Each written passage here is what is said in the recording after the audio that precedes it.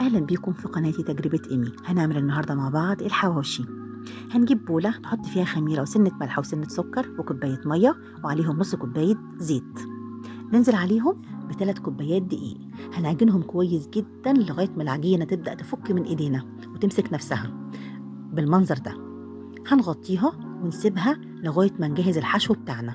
هنجيب لحمة مفرومة ربع كيلو بالظبط، ونحط عليه بصلة وفلفل وبقدونس، وننزل عليهم بالتوابل بتاعتنا، ملح وفلفل وكزبرة وحبهان وتوم باودر وبصل باودر وبابريكا. هنقلبهم كويس جدا مع بعض وهنعملهم على شكل كور نخليها اما نجهز العجينة بتاعتنا. هنجيب العجينة بتاعتنا نعملها على شكل اسطوانة ونقطعها برضو على شكل كور. نمسك كل كورة فيهم ونفردها كويس ونحط فيها اللحمة المفرومة وعليها الجبنة الموتزاريلا ونقفلها كويس جدا عشان ما تفكش مننا واحنا بنقليها ونجهزها بالمنظر ده. هنخلص كميتنا كلها وتبقى جاهزة على التحمير زي ما انتم شايفين كده.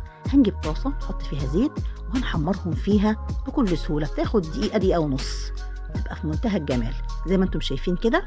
ادي المنظر النهائي ليها، جميلة وسريعة وخفيفة ومن جوه تحفة.